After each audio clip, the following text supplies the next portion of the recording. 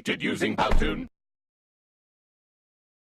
Assalamualaikum and very good evening. Okay, I am Edia.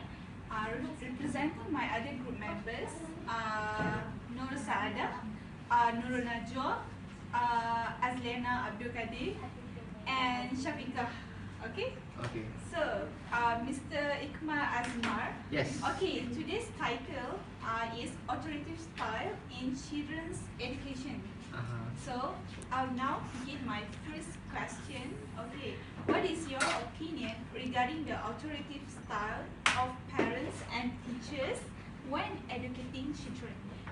Right. In my opinion, regarding authoritativeness in educating children is somehow we kind of need to become authoritative. We have to do this kind of authoritative towards children because sometimes nowadays children are already know what to think about themselves, but the thing is now they need guidance in whatever decision that they're making, and also there's a lot of mass media that they can access to, such as internet, and God knows whatever things that happens in internet, so they could learn some stuff that they should not be learning. So in that sense, parents should put their feet down and set some guidelines towards what should they be seeing, or what should not they be seeing, and what is wrong, what is good for them. So in a way, it is needed for them to know that authorities are there, so that they know what is right and what is wrong, so that they know that the problem here is they can't judge whether it's black or white or it's grey. So that's why they need authoritativeness. But in a sense, in education,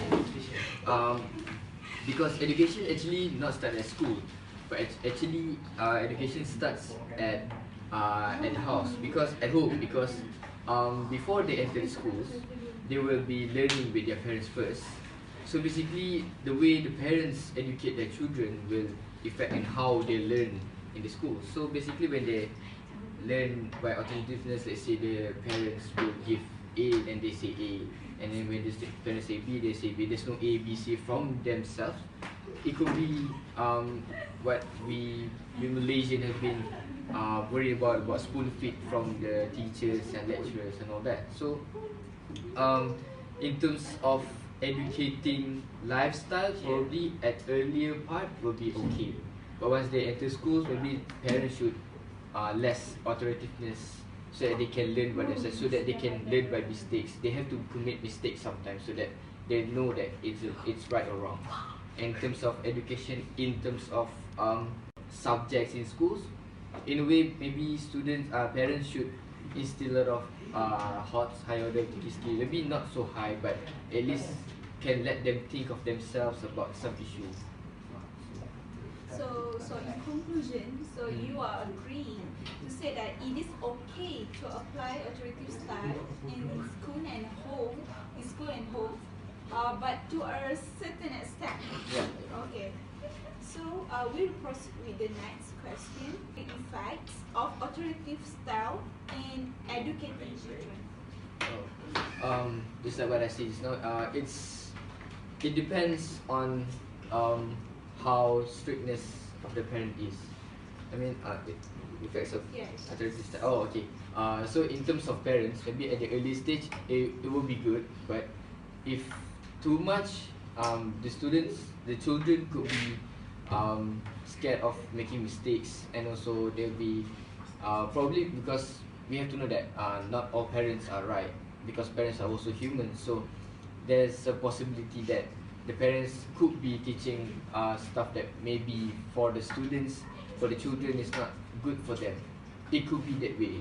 In terms of, like, nowadays there's a lot of phobias that have been made by mass media. Maybe the parents take note of those kind of phobia and then instill to the children. So in the result, the children could be scared of a lot of things that is unnecessary to be scared of. But in terms of teachers, in schools, should be less authoritativeness. Maybe in terms of rules, in-class rules could be like for their manual, but in terms of the subject itself, the knowledge itself, it should be more of themselves, so that they know that why they went to school. Because it's not just they went to school because because society demands, but they wanted to go to school because it's necessity to know themselves, in growing themselves, um, in contribute to this world. So yeah.